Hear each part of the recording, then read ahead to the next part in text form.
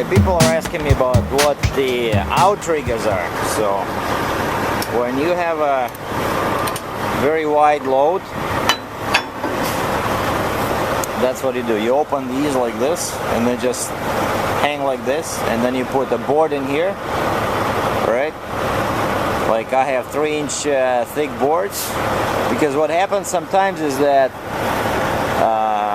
a big excavator like the track will only sit here, you know, because it's so wide. Some of them like 11 feet wide, so which is not safe because it can slip off the deck, you know. That's why you need these. You need these outriggers, and you just open them, and you put the boards in here. And this is about 13-14 inches, you know. And then when the machine sits on them, they just stay, you know, open. They're not gonna move anywhere.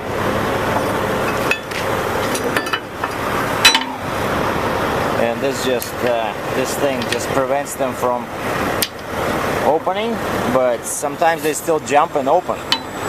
I have to keep an eye on them.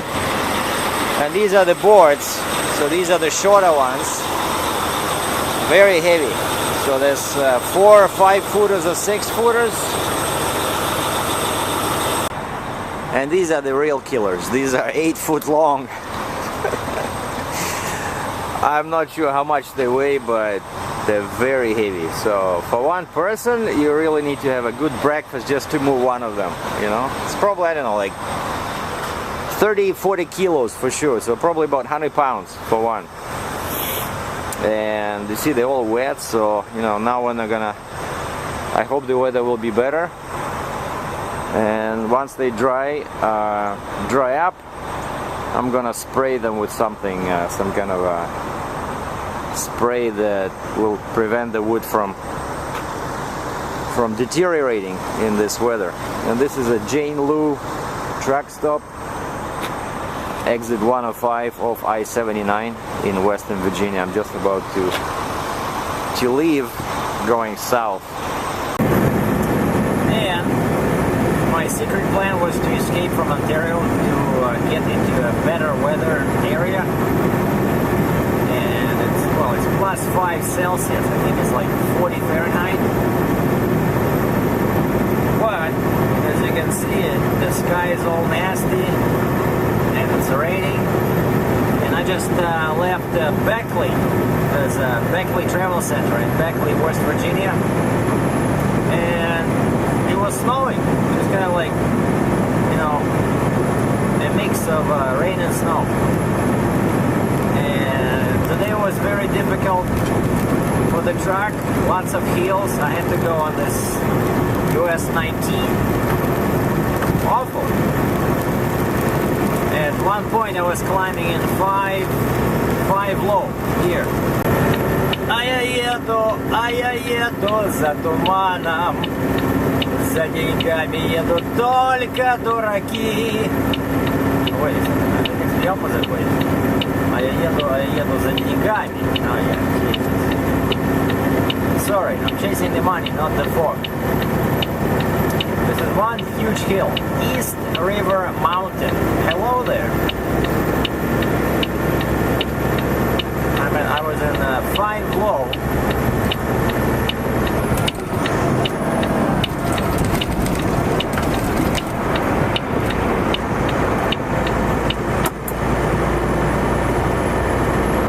And this tunnel separates West Virginia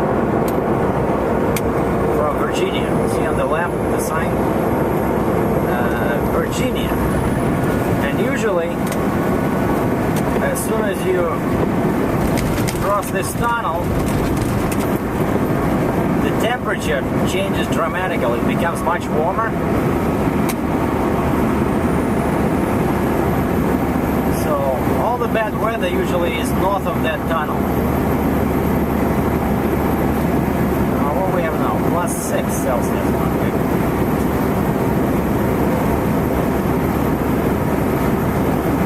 Now the roads are gonna be straighter here, not as many bad curves as in West Virginia. Because I have to brake all the time, you know. downhill,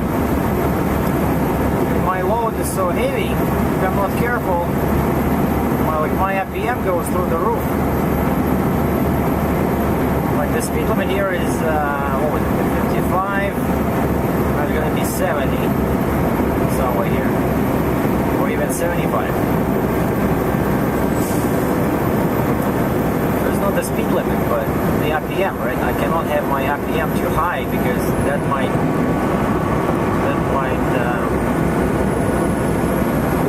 damage the engine.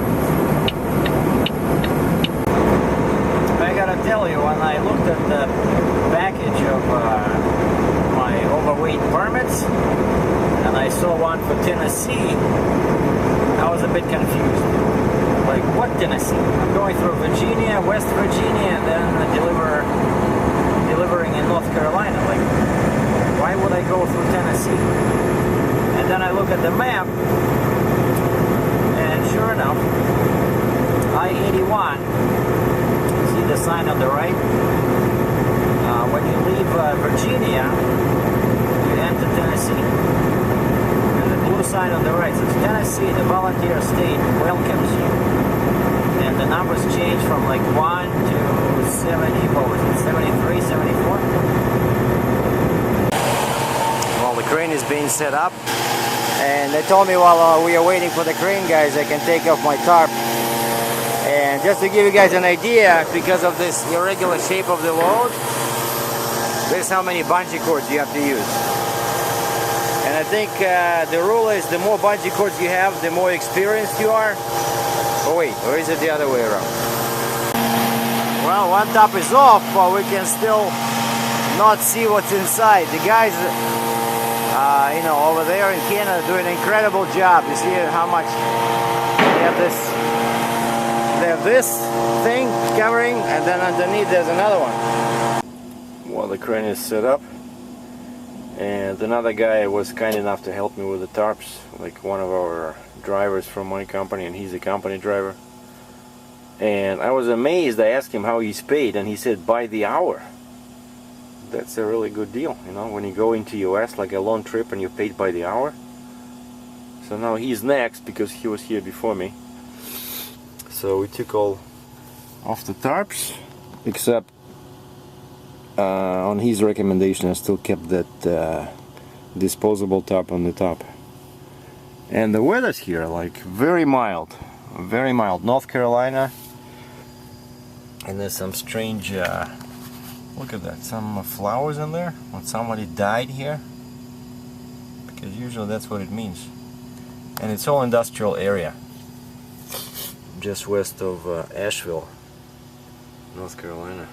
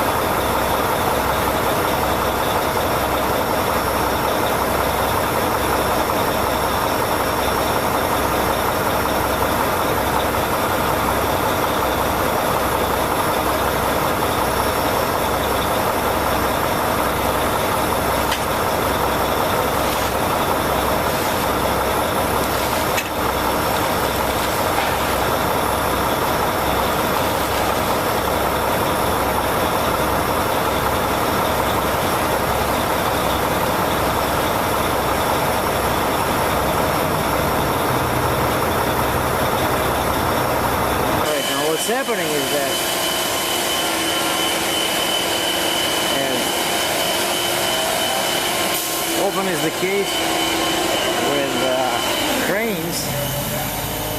The most difficult part is to find the spot where they would attach the cables, right? Because we don't want to break the machine. And when they loaded us, they used some, removable eyes, and they took them. So now all we see in that spot is, in those spots are just some threading, and so they don't have the proper eyelets. But they found some holes in the frame, and they're pretty smooth, and in the solid part of the machine, so they're gonna use them and just loop around with this thing, with that blue cable.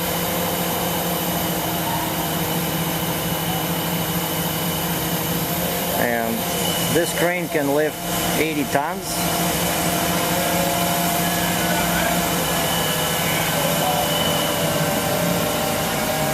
But the operator was not too happy that the machine sits so far in the middle. So he made me angle the truck like this to bring the machine closer.